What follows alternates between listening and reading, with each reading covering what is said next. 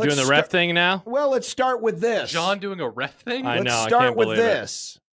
Let's start with this. Are we starting with this? Before we get to ref talk and the controversy, I read our dear friend Aaron Schatz. We'll have to get Aaron on for the Super Bowl. Yes, we will. But according to DVOA, which is his power rankings essentially, he is the father of NFL analytics. Mm-hmm. The Kansas City Chiefs were almost as dominant by his numbers as the Eagles were in the earlier game. Isn't that crazy? Because one game was won by a lot, and the other was won by 3 points. 3 points. Reading from some of Aaron's synopsis. Yes, the Chiefs only beat the Bills 32-29, but DVOA says they stomped all over the Bills. There were 5 fumbles in this game, and remember that fumble recovery is generally random. The Bills recovered all 5 fumbles. That's pretty lucky. So the underlying stats favor the Chiefs to a significant extent. And for those of you watching it on the stream, we'll explain to those of you not with the video, but according to DVOA, the Bills were at 76%, while Washington was at minus 41. Big gap. Mm-hmm. The post-game win expectancy for the Philadelphia Eagles was like 99.5%. Shemini. The Chiefs were at 71, with Buffalo at minus 35. So almost identical to the Philly-Washington numbers. The post-game win expectancy was around 99% for the Chiefs. Even though the final score was 3 points, even though the Bills had a chance, according to how the game flow went, according to the analytics, the Chiefs were almost as dominant as the Eagles were. It just didn't show on the final score. Wow. Which maybe puts things into a little bit of a different perspective now. As yes, we morph into... Oh, here we go. I mean, this is what everyone's talking about. But we control our show. We don't have to do this. We could talk about anything. We could talk about baseball. We could talk... No. But I think it's important. The Caribbean League I starts think Friday. it is important because there is a narrative that the Chiefs get all the calls. Oh, interesting. I've heard of this narrative. Have you? I don't think I've ever. Let's explain it to you, Okay, young yeah, Nick. no, please. Well, to me, the mistakes were before replay. I could give replay a little bit of grace and say there wasn't enough evidence to overturn. But the mistakes, in my opinion, were made prior to that. The biggest was on third down play. on third down. 3rd and 3, Chiefs 43-yard line. Dalton Kincaid catches a quick screen, Mm-hmm. dives forward, lands on the 40-yard line. And we've got a still shot of the game broadcast. And trust me, you're going to have to trust me on this one because I went back and forth. I zaprudered it, froze it at the spot. And so that's right when he went down, correct? Where he goes down, Okay. his elbow touches first. The ball is nestled in his hands, which is across his chest, and he's laying across the 40-yard line. But it should have been a first down on third down. And so what did they do? They hurry up to the line. They did. They spotted it short. And then that's when they ran the sneak. And then they ran. So they ran the sneak. The original sin is that the play before should have been a first. And like, not to do the Chiefs get all the calls, though. That's what this segment's about. Apparently, there was some poor spotting. Though, you know what? I feel like we see that in a lot of games these days. Of course days. we do. Yeah. But there was some poor spotting, I thought, throughout the game. We're more hyper-focused on this because it's the Chiefs. It's the AFC Championship. More on this in a second. And then, of course, there's the actual quarterback sneak itself where it looks like Josh Allen has reached the line to gain. Remember, and the key, and this is why I thought that replay failed here. You have a clear landmark. This isn't like the there's first a line. This isn't the first downs at the 39.5-yard line. Correct. No, it's not in between yardage. The first down is at the 40-yard line. So you have a landmark, the 40-yard line. And it would appear as if Josh Allen's torso is across the 40-yard line. The ball is in his arms, in his up against his torso at the 40-yard line. But again, I could give replay tiny bit of grace. Tiny. I think the bigger mistakes were made prior. Yeah, I mean, so they talked about this on the Happer Show earlier, and I found it interesting. And look, perhaps this is, again, my bias of who I was rooting for in the game. But I'm also someone, and you know this about me, I don't believe in the conspiracy theory nonsense, and I don't want to engage with... Unless it deals with a drunk motorcycle cop. Yes, I want to deal with fun, old-school conspiracy theories about who killed the president. This is fun. I don't like the idea of a league putting thumbs on scales. That's not fun. This is a sport. It is supposed to be settled on the field. I don't want to decide it. So presidents are not fun. I think it's more interesting. I digress. Sounds like you're trying to bury your head in the sand, Josh. But what I was confused by, so you have this angle. Do you also have the angle from above? No, I don't. Because that was the one when they showed that, going into the commercial break. I was insanely confident. Yeah, they're going to overturn it. They're going to overturn it because I thought that the live angle, I thought this angle, I thought the original referee who's coming in, I thought every angle, and then especially above, I was like, yeah, he definitely got the first down. And I said to me, it was obvious, or maybe I'm trying to remember the exact word I used to describe it. But I got some response of like, he for sure got it. You can say that definitively. Like, if you get it by a half of a yard, to me, that is, he for sure got the first down. And so I thought in that moment, he for sure got the first down. Sure. You're right about the third down play. And then they rushed to the line of scrimmage. And, who knows, maybe if they get the eye in the sky, which of course is very inconsistent. Sometimes you get the eye in the sky, sometimes you don't. And, this play is what it is. I thought he got it. But I would also say, and do we have more plays to look at? Are we going to do other plays? Okay. So the thing, though, this is the only play that really is worth it. The game is, at this moment in time, the Bills are up by a point. The Chiefs then go down and score. They get a 2, so then it's a 7-point lead. The Bills go down and score again. It's then tied, and then the Chiefs kick the field goal. And so, look, if they get the first down and they're able to march and they go up by 7 or 8 or even 9, I guess if they decide to go for 2, that is a much more advantageous position than, only being up by 1 with the Chiefs having the ball at their own 40-yard line. That's obviously a great plus butterfly, scenario. That said, Bills had the ball down by 3. It happened so early in the fourth quarter that I want to say they got screwed, I thought, on that play. I don't think that it lost them the game, though, because they still had multiple drives afterwards, and especially the last drive, and they were just unable to execute. Now, of course, what makes this the more interesting, or at least the more discussion worthy, because something like this could happen in any game with any two teams. But it just so happened to happen with this team who seems to get, quote, all the calls.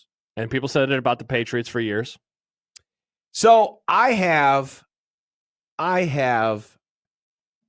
5 points that I believe are relevant here when it comes to this conversation about the Chiefs getting all the calls. Okay. The first point is this, that the Chiefs are no different than any of the other recent dynasty teams, Steelers of the 80s or 70s, 49ers, Cowboys, Patriots, who, because folks are tired of hearing of them, tired of seeing them win, we all are like this. It doesn't matter who the team is, but if they win too much, we all get tired of them. Yes.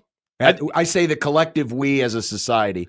Thus, we have a hyper focus on things that seem to benefit them. Correct.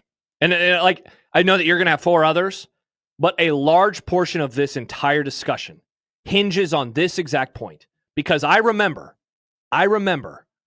there was one Chiefs fan in particular that used to listen to this show, and he thought the refs were always out to get the Chiefs. And he would, why aren't you talking about the refs more? Why aren't you talking about the officials more? They screwed us again. They screwed us again. They screwed us again. Every week, this listener would reach out to us and say that. But now, the Chiefs are the Patriots.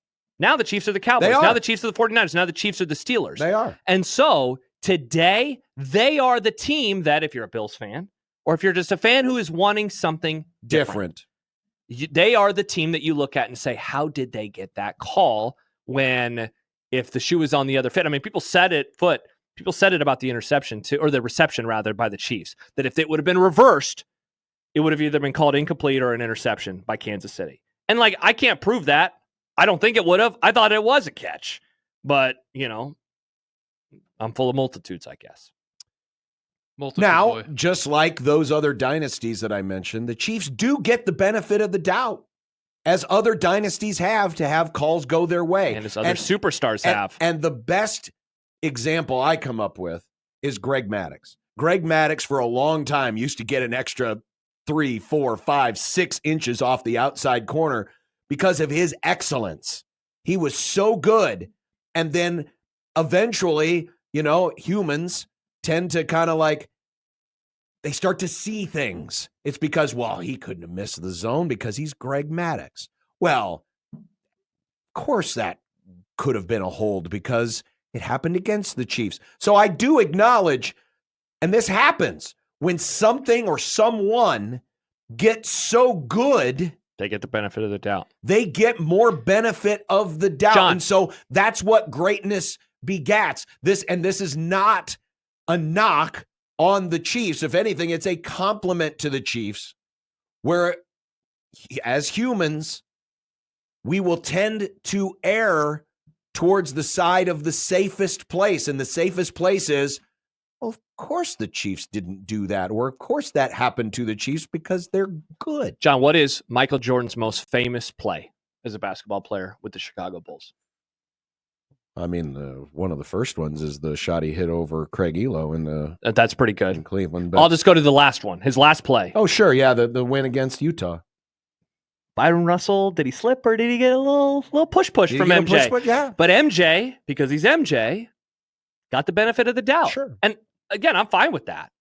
I think that's real. I think that is real, because if you're an official and you're like, well, he's really good, why would he make the mistake? He's really good. The third point. Yeah, and this is obviously a huge one too. We have more camera angles. We have HD TV. Yes. We have officiating experts on the broadcasts, making it easier to second guess, thus heightening the perception that the Chiefs get the benefit of the doubt. I guess the Patriots are the next nearest example, because most of their championships happen in an HD era with officiating experts in the booth. But I don't know about you. This may be perception as well. It seems to me that the officiating experts, the Gene Sterators, oh my God, I forget his name on Fox. Terry the GOAT. Yeah. The original, Mike Pereira. Yeah. The Mike Pereiras, the Terry McAuleys seem nowadays to be even more critical than they used to be. In other words, they seem to disagree more with the calls that are being made. We saw it last week they used to be. When Kansas City played Houston, and they came yesterday. Back. Yeah. Gene thought both times the pass, he thought that was incomplete. Yep. And he thought it was a first down. Yes. Both times. They went into the break for both of them, and he was like, yep, probably going to be overturned. So this adds more legitimacy when the when an ex-ref, the expert says, yeah, I think it should have gone the other way. And that feeds the beast. Sure. And because we have HD TV, because we have more camera angles, we all get to see these from better angles, and you can slow it than down. we ever have before. And you could slow it down. This one wasn't 4K. This was not in 4K, no.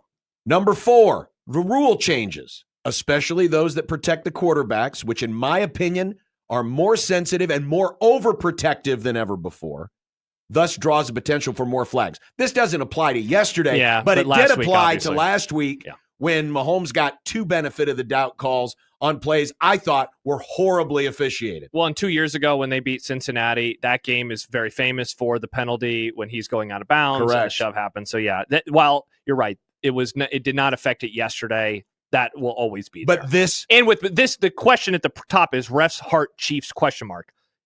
You have to discuss that when discussing that topic, yeah. And then the final one is that social media and what I call the chit-chat media, us, ESPN, NFL Network, all those, allows for these things to become more of a talking point. Thus, it becomes an echo chamber. Well, I'll add one more thing on top of that, too. We love believing that someone else is pulling levers.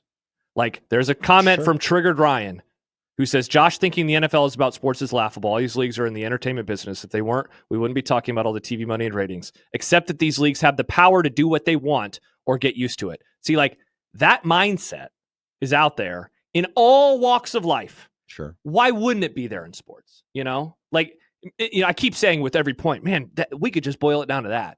But I do think a distrust in society, a distrust in power that we have seen really ramp up in the era of social media, and in the era of echo chambers, and in the era of podcasts or blogs or whatever you want to do where you can find your viewpoint.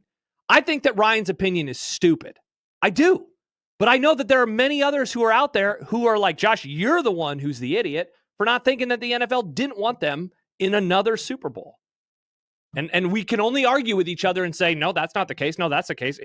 I can't convince him and he can't convince me, which then in a way kind of feeds the beast even more. The Super Bowl is going to have big ratings no matter who's in it. Yeah, for sure. And if it's true that there is starting to become Chiefs fatigue, then wouldn't they want the Bills in the Super Bowl? You would think. Yeah. You would think. You'd figure like Manning winning an AFC title game and then winning a Super Bowl, like that actually rose the rivalry up of Patriots-Colts because it didn't seem inevitable. It didn't seem one-sided. You know? So those are 5 things that I think are at play here. A lot of it is perception, and it's echo chamber. And it's easier to be critical. Yeah. I don't think there is a conspiracy for the Kansas City Chiefs. But do they seem to get more calls? Yeah, they do. They do. And I will continue to be critical when I think a bad call is made, which is why, again, they need to march those idiots in front of the damn cameras and make them answer. And now we're talking about the idiots in New York. They need to be made to answer. I don't know, John. The NFC game was in 4K, but this one wasn't. Seems like they didn't want you to see anything interesting. Thank God the Super Bowl will be in 4K and there won't be any bad calls. None. Never. No, there will not be a holding Put this call on the with list. 90 seconds Tomatoes. left. 2 weeks from now, we will be on the air talking about some call that cost one of the teams, and people will be livid. Yeah, because what you'll get is if it happens to happen in favor of the Eagles, which of course won't happen, but it'll be all the Chiefs fans saying, see, yeah, you've been screwing with us all along. Mm-hmm. And it's a vicious cycle, and it'll never end. Never end.